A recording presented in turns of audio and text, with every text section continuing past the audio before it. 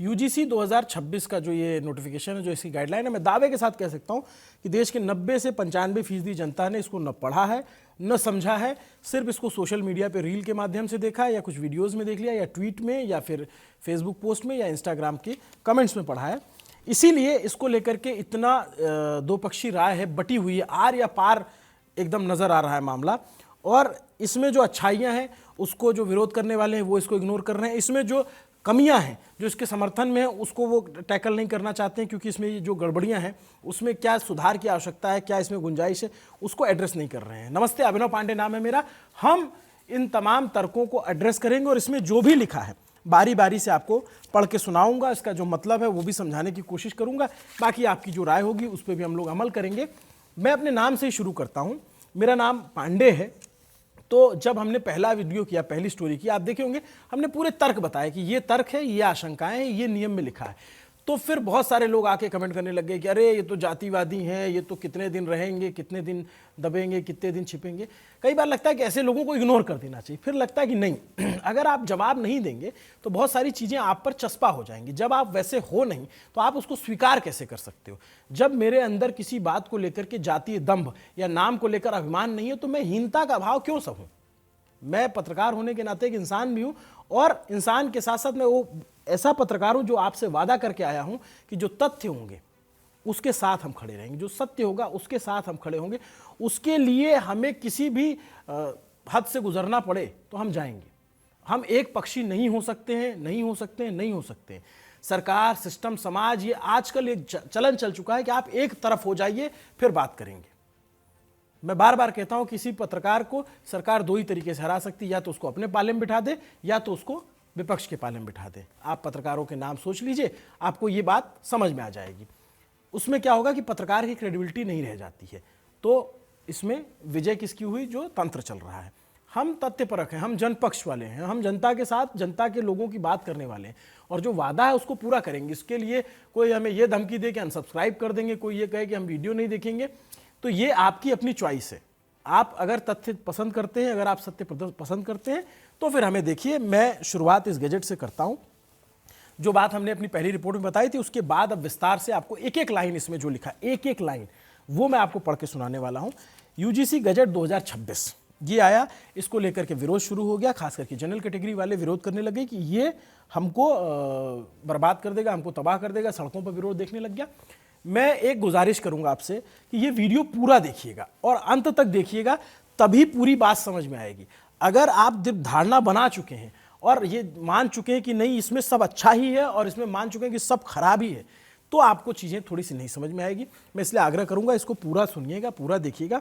जैसे अभी जो चल रहा है यूजीसी 2026 की गाइडलाइन को लेकर के, वो उसी तरीके की दो धारणा है। जैसे एक धारणा है कि आरक्षण होना ही नहीं चाहिए, जातिगत आरक्षण नहीं होना चाहिए, जबकि वो गलत है। जातिगत आरक्षण होना चाहिए क्योंकि भेदभाव जाति के नाम पर होता है, तो आरक्षण भी जाति के नाम पर मिलना चाहिए।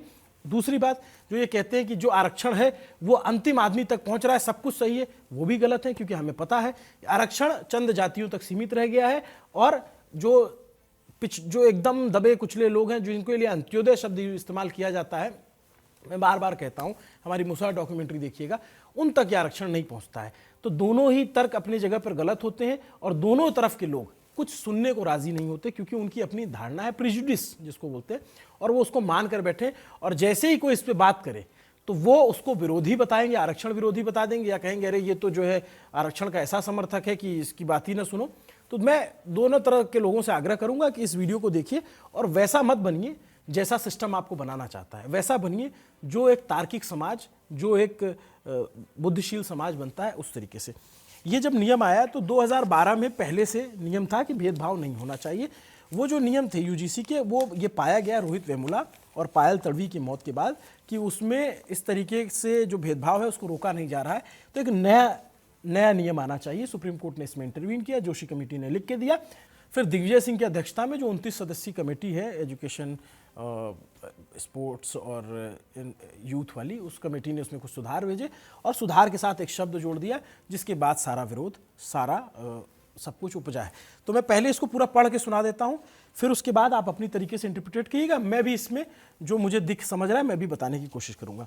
इसमें आया कि भाई ये पहले लाइन में जो पहला पेज है इसमें लिखा गया है कि यद्यपि विश्वविद्यालय अनुदान आयोग उच्च शिक्षा संस्थानों में धर्म, नस्ल, जाति, लिंग, जन्मस्थान के आधार पर या दिव्यांग जनों के विरुद्ध भेदभाव के उन्मूलन के प्रति प्रतिबद्ध है। विश्वविद्यालय अनुदान आयोग उच्च शिक्षा संस्थानों में समता के संवर्धन हेतु विनिमय 2026। फिर आते हैं इसके संक्षिप्त और शीर्षक जो पहला पॉइंट है उसमें यह है कि ये विनिमय विश्वविद्यालय अनुदान आयोग 2026 होगा, भारत के सभी उच्च शिक्षा संस्थानों पर लागू होगा। यह आधिकारिक राज्यपत्र के प्रकाशन की तिथि से प्रभावित होंगे। अब आप समझिए कि ये एक ऐसा गजेट है या ऐसा गाइडलाइन है, ऐसा नियम है जो पूरे देश पे लागू होगा। ऐसा बहुत ये बड़ा ऐतिहासिक है, और ऐतिहासिक मैं इसको इसलिए कह रहा हूँ कि बहुत कम ऐसे फैसले होते हैं जो पूरे देश को एक साथ प्रभावित करने की ताकत रखते हैं। जैसे 370 का मसला था, प्रत्यक्ष रूप से कुछ इलाकों को प्रभावित करता था लेकिन बाकी जगहों पे प्रत्यक्ष रूप से प्रभावित नहीं करता था। नक्सलवाद की समस्या है, उस पर लेकर के जो बात होती प्रत्यक्ष रूप से कुछ इलाकों पे है लेकिन पूरे देश में नहीं लागू होती, परोक्ष रूप से थोड़ा बहुत कहीं कहीं होता है। जैसे नोटबंदी आया तो नोटबंदी प्रत्यक्ष रूप से एक एक देशवासी पूरे भारत के अलग अलग इलाके हर कोने में लोगों को प्रत्यक्ष रूप से प्रभावित कर रहा था। उसी तरीके का यह फैसला है जो जिनके भी बच्चे हायर स्टडीज़ में हैं, एजुकेशन ले रहे हैं, यूनिवर्सिटीज़ में पढ़ते हैं, कॉलेजेस में पढ़ते हैं, उन पर यह लागू होगा। तो देश का कोई ऐसा कोना नहीं जो इससे प्रभावित नहीं होगा। इसलिए बहुत गंभीर विषय है, इस पर हमें बात करना, बहुत धैर्यपूर्वक समझना और जानना चाहिए। इसका उद्देश्य क्या है? उद्देश्य धर्म, नस्ल, जाति, लिंग, जन्मस्थान या दिव्यांगता के आधार पर विशेष रूप से अनुसूचित जाति एवं अनुसूचित जनजाति, सामाजिक एवं शैक्षणिक रूप से पिछड़े वर्गों, आर्थिक रूप से कमजोर वर्गों, दिव्यांगजनों अथवा इनमें से किसी भी सदस्यों के विरुद्ध भेदभाव का उन्मूलन करना तथा उच्च शिक्षा संस्थानों के हितकारकों के मध्य पूर्ण समता एवं समावेशन को संवर्धन देना है। ये इनका उद्देश्य है कि भाई जो भेदभाव है वो नहीं होना चाहिए किसी भी आधार पर। धर्म, नस्ल, जाति, लिंग, जन्मस्थान, दिव्यांगता। परिभाषाएं क्या दी गई हैं? जो परिभाषा की एक लाइन है उसी को लेकर के सारा विवाद उपजा है, उस पर हम बाद में जाएंगे, लेकिन मैं पहले पूरा पढ़ के बता देता हूँ।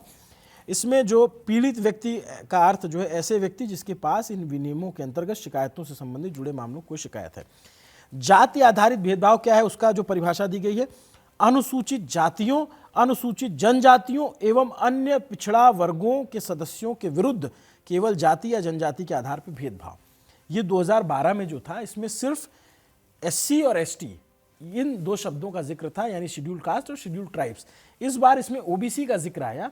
इस वजह से सारा विवाद ये हुआ कि 3 जो तबके हैं वो एक तरफ है और जनरल तबके को छोड़ दिया, तो क्या वो दोषी तबका पहले से उसको मान लिया गया है? इस सवाल पे हम आगे आएंगे। उसमें अगला जो है इसमें जो है भेदभाव। भेदभाव का अर्थ कि धर्म, नस्ल, जाति, लिंग, जन्मस्थान, दिव्यांगता किसी भी आधार पर हितकारक जो है जो भी होगा उसको बहिष्कार, प्रतिबंधित एवं पक्षपात शामिल है, जिसका उद्देश्य प्रभाव, शिक्षा, समान व्यवहार और निष्प्रभावी अक्षम है करना है। तो इसकी जो मानवीय गरिमा के जो प्रतिकूल हो उसके खिलाफ जो भी काम करेगा उसको ये इसकी परिभाषा में आएगा। ठीक है। समता का सबको जो है एकदम बराबर रखना है। समता समिति बनेगी जो इक्विटी कमेटी बताई जा रही है, इक्विटी हेल्पलाइन बनेगी जिसपे बच्चे शिकायत कर सकते हैं, अपनी बात रख सकते हैं। जिन पॉइंटर्स पे आपत्ति है उसको मैं थोड़ा सा एलोबरेट भी करूँगा।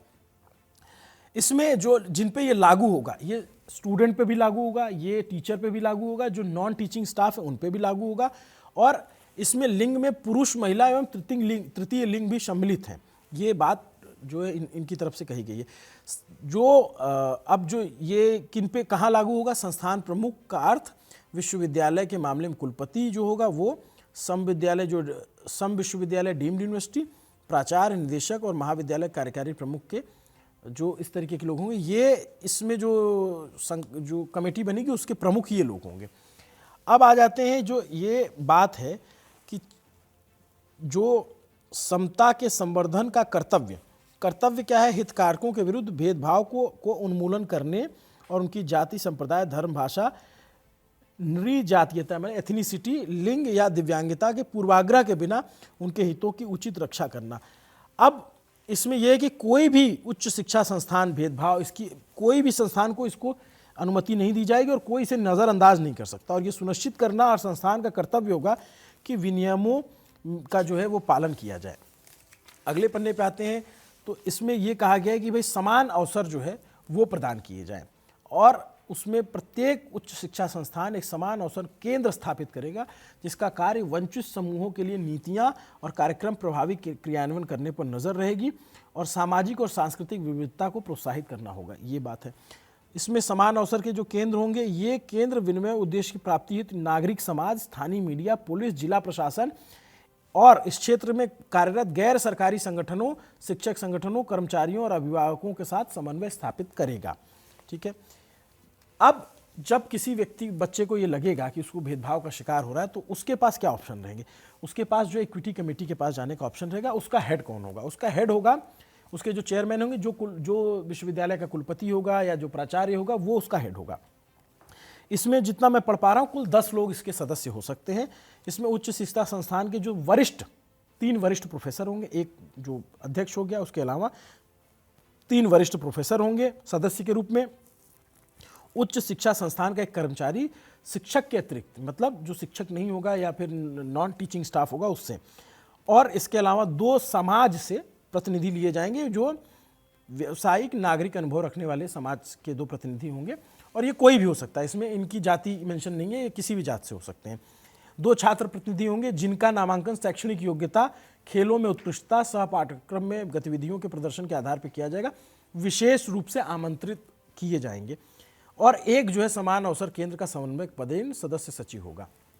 अब इसमें जरूरी क्या है, जब ये समिति गठित होगी जिसके पास शिकायत करनी है, उस समिति में एक अन्य पिछड़ा वर्ग, दिव्यांगजन, अनुसूचित जाति, अनुसूचित जनजाति और महिलाओं का प्रतिनिधित्व होगा।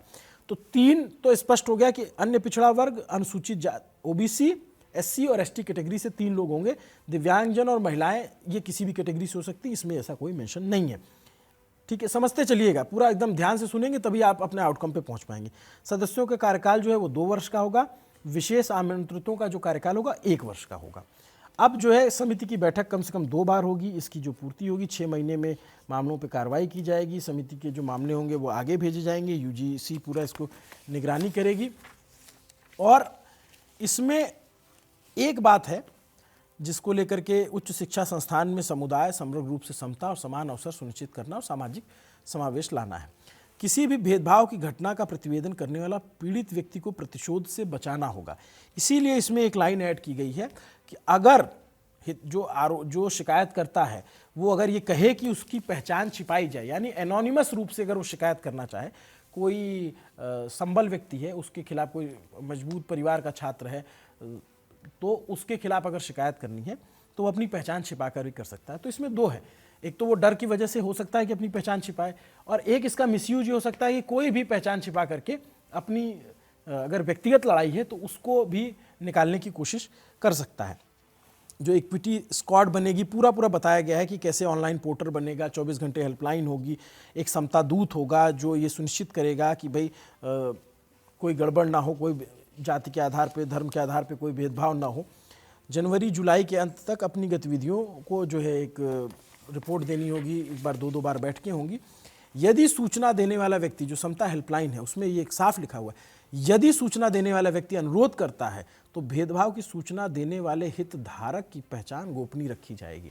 इसको लेकर के भी सवाल है कि क्या इसका मिसयूज नहीं होगा, लेकिन इसका यूज भी है। जैसे कानून में हर सिक्के के 2 पहलू होते हैं, नियम का सही इस्तेमाल भी है और गलत इस्तेमाल भी है, तो यहाँ पे वो लागू होगा। इसके अलावा समय पर सभी छात्र संकाय सदस्य एक घोषणा प्रस्तुत करें कि समता, संवर्धन और भेदभाव में किसी रूप से सम्मिलित नहीं होंगे। ये उपाय बताए गए हैं कि इन उपायों के जरिए हम मेंटरशिप करेंगे, हम जो है बैठकें करेंगे, कक्षाओं में लोगों से मिलेंगे, छात्रावासों में मिलेंगे। और एक पॉइंट है समता संवर्धन उपाय, जो मतलब इक्विलिटी लाने का जो उपाय है, किसी भी भेदभाव की घटना के पीड़ित या गवाह, चाहे वो छात्र हो, संकाय सदस्य हो या कर्मचारी ही क्यों ना हो, ऐसी घटनाओं का प्रतिवेदन करने वाले के लिए प्रोत्साहित किए जाएंगे और सूचनाकर्ता द्वारा अनुरोध किए जाने पर उनकी पहचान संरक्षित रखी जाएगी तथा उन्हें प्रतिशोध और उत्पीड़न के विरुद्ध आवश्यक सुरक्षा प्रदान की जाएगी। अगर कोई पीड़ित व्यक्ति है, इस तरीके से अगर मान लीजिए किसी पे जातिगत टिप्पणी कर दी जाती है, किसी को धार्मिक टिप्पणी कर दी जाती है, एक धारणा ये भी चल रही है कि इसमें मुस्लिमों पे कोई बात नहीं है, ऐसा नहीं है। जो माइनॉरिटी की जब बात हो रही है, या फिर धर्म, माइनॉरिटी शब्द तो नहीं इस्तेमाल किया, लेकिन धार्मिक रूप से किसी को टारगेट नहीं किया जा सकता। तो अगर किसी मुस्लिम को भी अगर अपशब्द इस्तेमाल किए जाएंगे, ऐसा बोला जाए कुछ जो आपत्तिजनक है, तो वो भी शिकायत कर सकते हैं। कोई जातिगत टिप्पणी करता है किसी जाति को लेकर के या किसी हीन भावना से, तो उस पर भी इसमें किया जा सकता है शिकायत। तो आपको देख के लग रहा होगा कि हाँ, इसमें बहुत सारी चीज़ें ऐसी हैं जो होनी चाहिए। किसी भी विश्वविद्यालय में किसी को जातिगत टारगेट नहीं किया जाना चाहिए। और इसकी पोर्टल पे शिकायत कर सकता है, तमाम जगहों पे शिकायत कर सकता है। और इसमें क्या है कि उचित कार्रवाई करने के लिए 24 घंटे के अंदर बैठक होगी, 15 दिन के अंदर जो है प्रतिवेदन देना पड़ेगा। कोई मामला बनता है तो पुलिस अधिकारियों को तत्काल सूचित किया जाएगा, यहाँ से पुलिस का रोल आ जाएगा। इसमें जो 7 दिनों के अंदर जो है सारा कुछ करना होगा। और यदि दंड विधि के तहत कोई ऐसा मामला बनता है कि जो बहुत ही गैर कानूनी है, तो उसमें पुलिस को जो है तुरंत सूचित करना होगा। अब जो समता समिति है उसके पास जो है 30 दिन के अंदर लोकपाल के समक्ष अपील कर सकता है। हाँ, ये बात है कि अगर किसी छात्र के खिलाफ शिकायत हो गई तो वो उसके पास, अगर वो सही है तो उसके पास विकल्प क्या बचता है, जिसको लेकर के ये सवाल पूछा जा रहा है कि अगर किसी को फंसाया गया आपसी रंजिश में, तो उसके पास विकल्प के तौर पे है कि 30 दिनों के भीतर वो लोकपाल के समक्ष अपील कर सकता है। और लोकपाल एक एमिकस क्यूरी यानी एक न्याय मित्र जो है वो नियुक्त करेगा। और अगर किसी को लगता है कि नहीं, मेरी सुनवाई सही से नहीं हुई है, कि मैंने जो आरोप लगाए थे उस पर जो है जो कमेटी है उसने ध्यान नहीं दिया, तो वो भी लोकपाल के पास जा सकता है। और उसको जो है अगर केस लड़ना हुआ तो एमिकस क्यूरी का जो भुगतान होगा, जो उसका लिए लड़ेगा, तो उसका भुगतान उच्च जो शिक्षा संस्थान है वो करेगा। ये बात है। मैं आपको इसीलिए सारा कुछ डिटेल में बता रहा हूँ, उसके बाद कोई धारणा पे आएंगे, किसी बात पे आएंगे जो चल रहा है उसको लेकर के। और 30 दिन के भीतर जो है इसको सारा निपटारा करना होगा। और यूजीसी ने बहुत सख्त लहजे में कहा है कि अगर इसका अनुपालन नहीं किया जाता है विश्वविद्यालयों की तरफ से, तो यूजीसी योजनाओं में भाग लेने से वंचित किया जाएगा, उपाधि डिग्री कार्यक्रम चलाने से वंचित किया जाएगा, मुक्त और दूरस्थ शिक्षा और ऑनलाइन माध्यम के कार्यक्रम संचालित करने से वंचित किया जाएगा। तो ये साफ साफ है कि डिग्री रोकी जा सकती है, उसको जो है उसका ग्रांट रोका जा सकता है। तो एक तरीके से बहुत ही कड़े लहजे में सब कुछ कह दिया है मनीष जोशी सचिव जो है उनकी तरफ से ये जारी हुआ है। अब बात आ जाते हैं जो आशंकाएं हैं और जो बातें चल रही हैं। इसमें जो ओबीसी वर्ग को जोड़ा गया उसको लेकर के इसमें आप बहुत चीज़ें सुन रहे होंगे, तो बहुत सारी बातें ऐसी जो बहुत ओपन एंडेड है, जिसमें ग्रे एरिया बहुत सारा छोड़ दिया गया है। तो सरकार उसमें कुछ देखिए, क्योंकि सरकार सामने नहीं आ रही है, जिस तरीके के सामाजिक वैमनस्य फैला हुआ है उसको टैकल करने के लिए कोई बड़ा नेता सामने नहीं आ रहा है कि उसको बताए, क्लेरिफाई करे। अब तक जो है शिक्षा मंत्रालय की तरफ से एक भी प्रेस कॉन्फ्रेंस नहीं हुई कि वो प्रेस कॉन्फ्रेंस करके बताएं कि भाई ये चीज़ सही है, ये चीज़ गलत है, और अगर जिसका विरोध हो रहा है और उसको लगता है कि हाँ ये सही किया जा सकता है। अब जो जनरल कैटेगरी के लोग हैं उनकी आशंका ये कि भाई आपने 3 कैटेगरी को पीड़ित पक्ष में रख दिया है, तो एक नाम हमारा नहीं है, तो अगर हमारा नाम नहीं है तो क्या हमें पहले से दोषी माना गया है।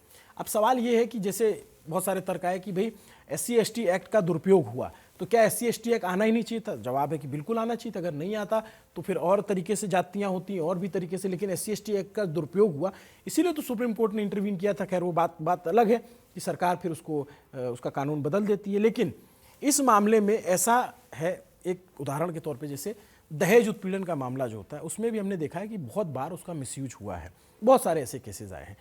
बाकी केसेस में आमतौर पे क्या धारणा होती है कि जिस व्यक्ति को, जो व्यक्ति दोषी साबित नहीं हुआ है वो व्यक्ति निर्दोष है। लेकिन दहेज उत्पीड़न के मामले में क्या होता है कि उसे पहले दोषी माना जाता है और उसको साबित करना है कि वो निर्दोष है। और इसीलिए आप देखेंगे पहले कई बार ऐसा हुआ कि जेलों में डाल दिया गया, पूरे परिवार को, पूरे खानदान को जेल में बंद कर दिया गया, और उसके बाद इसमें हाईकोर्ट ने टिप्पणी की, फिर उसके बाद इसमें काफ़ी सारे बदलाव लाए गए और ये भी कहा गया कि जिसमें 7 साल से कम सज़ा का प्रावधान है उसमें जेल नहीं होगी, लेकिन उसको पूरा साबित करना पड़ता है। तो क्या सवाल या आशंका है कि वो जिस छात्र पे आरोप लगा दिया गया, वो छात्र साबित जब तक नहीं करेगा तब तक क्या उसे दोषी माना जाता रहेगा, उसका जो मनोबल रहेगा उस पर क्या असर पड़ेगा। और ये बात नहीं बताई गई, जैसे लिखा गया कि कोई जातिगत टिप्पणी करने पर शिकायत कर सकता है, लेकिन इसमें ये क्लियर कहीं नहीं लिखा गया है कि ओबीसी वर्ग का व्यक्ति, अगर कोई छात्र छात्रा अगर इस तरीके का व्यवहार करता है तो उसके खिलाफ क्या प्रावधान होंगे, किस तरीके से शिकायत की जाएगी, उसको कैसे लिया जाएगा। क्योंकि जनरल को तो अब पीड़ित वर्ग में नहीं रखा गया है। जो इसमें अगर जैसे एक बात समझिए, ऐसे एक लाइन में समझने की बात है कि अगर कोई जनरल कैटेगरी का छात्र किसी ऐसी कैटेगरी के छात्र को जिसको आरक्षण मिलता है उसको अगर ये कहे कि तुमको तो आरक्षण मिलता है, तुम तो जो है खैरात में चले आए हो, जो नहीं कहना चाहिए, जो सरासर गलत है, तो उसके खिलाफ शिकायत होगी और उसके खिलाफ जांच बैठेगी, उसके खिलाफ कार्रवाई हो सकती है। लेकिन अगर जनरल कैटेगरी के बच्चे को कोई ये कहे कि तुम तो सुदामा कोटा वाले हो, तुम्हारे पूर्वज तो मांग करके खाते थे, उसके पास ये विकल्प नहीं है कि वो कहाँ शिकायत करे, क्योंकि जनरल कैटेगरी की आशंका यही, इसीलिए सारी आशंका जताई जा रही है कि भाई अगर हमारे साथ कुछ गड़बड़ होता है तो हम कहाँ शिकायत करेंगे। और ये बहुत जायज़ सा सवाल है, इसको टैकल करना चाहिए सरकार को, क्योंकि देखिए न्याय की एक व्यवस्था होती है और न्याय होना बहुत ज़रूरी है। किसी भी तरीके का जाति भेदभाव, किसी भी तरीके का जाति दंभ किसी भी व्यक्ति के अंदर नहीं होना चाहिए, समाज और देश और सिस्टम के खिलाफ है। लेकिन अगर किसी व्यक्ति को जो न्याय है, न्याय का मतलब ये नहीं कि दूसरा अन्याय का रास्ता खोल दिया जाए, अगर इस तरीके से कोई घटना होती है तो उसको लेकर के भी उपाय होने चाहिए। जैसे जोशी कमेटी की जो रिकमेंडेशन थी उसमें ये कहा गया कि अगर गलत शिकायत की गई तो उसमें जुर्माने का प्रावधान हो, लेकिन जोशी कमेटी की उस रिकमेंडेशन को नहीं माना गया। ये बात 2012 के रिजल्ट में भी नहीं थी, हमसे पिछले वीडियो में चूक हुए, 2012 में भी ऐसा नहीं था कि अगर फॉल्स शिकायत आती है तो उसमें क्या होगा। अब एक तर्क कहा जा रहा है कि कुलपति जितने हैं वो ज़्यादातर सवर्ण बिरादरी से हैं और जो उनकी कमेटी होगी उसके हेड वही होंगे, तो वो छात्रों को बचाने की कोशिश करेंगे।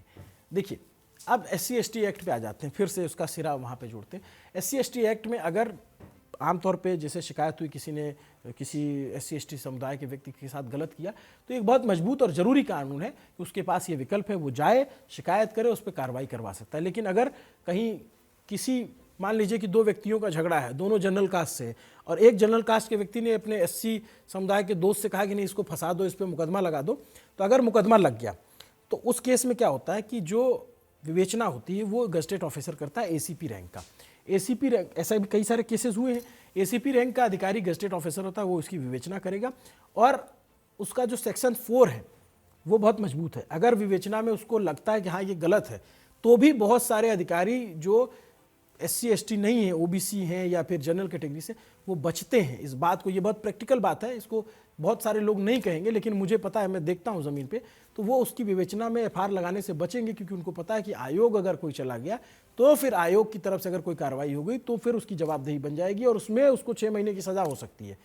तो ये बात यहाँ पे क्या लागू हो जाएगी कि जो कुलपति हैं या फिर जो तमाम लोग हैं जो इसको इक्विटी कमेटी को हेड कर रहे होंगे, अगर वो इस तरीके से कार्रवाई करने से बचते हैं, तो यहाँ क्या ये विकल्प है या विकल्प नहीं है। अगर इसका उल्टा भी है कि अगर मान लीजिए कुलपति ने, जो बच्चे ने शिकायत की, मान लीजिए SC समुदाय के, ST समुदाय के, OBC समुदाय के किसी बच्चे ने, SC/ST खास करके SC/ST समुदाय के बच्चे ने शिकायत की और उसकी शिकायत सही है कि उसके साथ भेदभाव हुआ है, और अगर कुलपति ने नहीं माना कि नहीं और उसने बचाने का काम किया, तो क्या उसके पास आयोग जाने का ऑप्शन है? दोनों तरफ के सवाल है। सवाल इसलिए है और ये इसीलिए ओपन एंडेड है, इसमें बहुत सारी आशंकाएं हैं। मैं बार बार कहूँगा कि ये जो दो धारणाएं हैं ना, कि जातिगत आरक्षण होना ही नहीं चाहिए और जो आरक्षण का स्वरूप है वो बिल्कुल सही है, ये दोनों धारणाएं गलत हैं, दोनों में खामियां हैं, दोनों ही तरीके गलत हैं। जातिगत आरक्षण इसलिए दिया गया क्योंकि भाई भेदभाव जाति के आधार पर होता है, और इसमें भी मैं इस कहने से कोई गुरेज नहीं मुझे कि किसी भी सवर्ण व्यक्ति को ये बोल करके फ्लैट नहीं दिया जाएगा कि नहीं तुम्हारी फलाना जाति के हो, तुम जनरल कैटेगरी के हो तो तुमको हम फ्लैट नहीं देंगे। लेकिन हमें SC/ST में कई बार देखा है कि उनको ये परेशानी होती है, हमने मुस्लिम में कई बार देखा है कि उनको परेशानी होती है कि अच्छा तुम्हारा ये नाम है, नहीं हमारा तो खाली नहीं, हमारा तो जो है ऐसा वैसा। तो इस तरीके के भेदभाव हमारे समाज में है। कुछ बातें कानून की किताबों में नहीं लिखी हैं, लेकिन कुछ बातें प्रैक्टिकल रूप से ज़मीन पर हमें दिखती हैं। तो हमें इन सब बातों से इनकार नहीं करना चाहिए।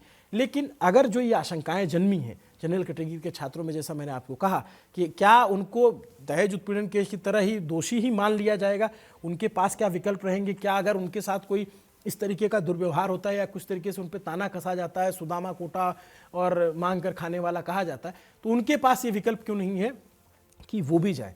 क्योंकि समानता जो होता है या नियम जो न्याय होता है वो समतामूलक होना चाहिए और समाज ऐसे ही चलता है। तो भेदभाव किसी भी तरीके का हो उसके खिलाफ कार्रवाई होनी चाहिए, और अगर आप भेदभाव नहीं करते हैं किसी से तो आपको डरना नहीं चाहिए। लेकिन ये बात मैं तब कहता जब ये आपने RJD की प्रवक्ता है उनका आपने बयान सुना हो। उन्होंने क्या कहा, इनको तो फंसाया जाना चाहिए। कंचना यादव RJD की प्रवक्ता, उन्होंने कहा इनको तो फंसाया जाना चाहिए क्योंकि इनके पूर्वजों ने गलत किया है, ये इनके पूर्वज हमारे संसाधनों पर कब्जा करके बैठे हैं। ये वही बात हो गई कि आप कहो कि मुगलों ने राज किया तो मुगलों ने जो है उस वक्त औरंगज़ेब ने बहुत सारे हिंदुओं का धर्म परिवर्तन कराया या बहुत सारे मंदिर तोड़े, तो जो आज के मुसलमान हैं उनको प्रताड़ित करो आप। आज के मुसलमानों की तुलना आप मुगलों से कैसे कर सकते हो? मुगल तो अशरफियों और गिन्नियों में खेलते थे। आज के मुसलमान तो जो है 2 टाइम की रोजी रोटी के लिए बहुत बड़ा तबका है जो तरसता रहता है, उसकी अशिक्षा पे कोई बात नहीं होती है। तो ये चीज़ें आप जब इस तरीके के बयान आएंगे, राजनीतिक दल की एक प्रवक्ता जो बड़ा राजनीतिक दल है कि नहीं इनको तो फंसाया जाना चाहिए, जब ये बात हो रही कि फंसाया जा सकता है आपसी रंजिश में, तो जैसे उदाहरण के तौर पे कि भाई 2 छात्र हैं, वो चुनाव लड़ रहे हैं, अध्यक्षता का चुनाव लड़ रहे हैं, किसी चीज़ का चुनाव लड़ रहे हैं, कोई पढ़ाई में टॉपर या इस तरीके का मामला, उसमें हो सकता है आशंका यही है ना, और कि भाई इस तरीके से फंसाया न जाए। तो अब उस आशंका को टैकल करने के बजाय अगर ये कहा जाएगा कि नहीं इनको तो फंसाया जाना चाहिए।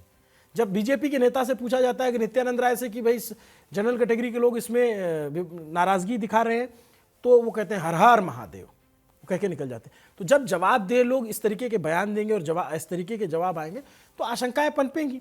और आशंकाओं, मैंने दोनों तरफ की आशंकाओं की बात की कि भाई अगर इस तरह की शिकायत करने वाला है उसको क्या उस तरीके से न्याय मिल जाएगा, और अगर गलत शिकायत हुई तो उसके पास क्या विकल्प है, क्या वो क्योंकि भाई आप देखिए जो बच्चे यूनिवर्सिटी में जाते हैं 19, 20, 25, 21, 22, 23 साल के, और अगर उस तरीके से उनको गलत तरीके से अगर कभी फंसाया गया, उदाहरण के तौर पे अगर कोई जो आशंका है, जिन आशंकाओं को ये बयान बल दे रहे हैं, अगर वो आशंका को बल दे रहे हैं और ऐसा होता है तो उसकी मानसिक स्थिति पे आप सोचिए क्या प्रभाव पड़ेगा। और हम लोग एज अ पत्रकार अगर कोई हमारी जाति देख करके कहता है कि अरे ये फलाने जाति के हैं तो ऐसी बात करें, हमारा काम है गलत के खिलाफ या जो आशंकाएं हैं, जो दुर्भावनाएं हैं, उनके खिलाफ बात करना, उनके हम तथ्य परख हैं। मैंने इसीलिए आपको पूरा एक एक गाइडलाइन पढ़ के बताई। इसमें बहुत सारी अच्छी चीज़ें भी हैं कि हाँ ये चीज़ें होनी चाहिए ताकि छात्रों के साथ कोई भेदभाव ना हो, लेकिन जो कमी है जिसमें सुधार की गुंजाइश है, क्या वो सुधार की गुंजाइश नहीं होनी चाहिए? क्या जो एक तरीके से आरोप लगता है कि जो शोषण है वो क्या सिर्फ एक ही तबका करता है? आप सामाजिक संरचना उठा के देखिए। मैं आपसे कह रहा हूँ कि आप अपने इलाके में रहते हैं, आप देखिए अपने आपके इलाके में दबंग जातियाँ कौन है, क्या एक ही तबके से आती हैं, क्या वो जनरल कैटेगरी से ही आती हैं? ये सवाल मेरा आप लोगों से है। बहुत सारे जो SC कैटेगरी के, ST कैटेगरी के लोग हैं वो कमेंट करके बताएं कि उनके साथ जो है क्या सिर्फ जनरल कैटेगरी के लोग ही भेदभाव करते हैं? तो सवाल ये है कि भेदभाव को रोकना है। जो OBC कैटेगरी के लोग हैं, अगर उनके साथ जो जनरल कैटेगरी के लोग भेदभाव करते हैं तो उनको जो है ये बात कहने के लिए ये अधिकार तो मिला कि भाई आप जो है इसमें शिकायत करिए, लेकिन जनरल कैटेगरी के साथ अगर कोई OBC कैटेगरी या फिर किसी अन्य कैटेगरी का व्यक्ति अगर उस तरीके की बात करता है, टिप्पणी करता है, तो उसके पास ये विकल्प क्यों नहीं है? तो ये तमाम सवाल है।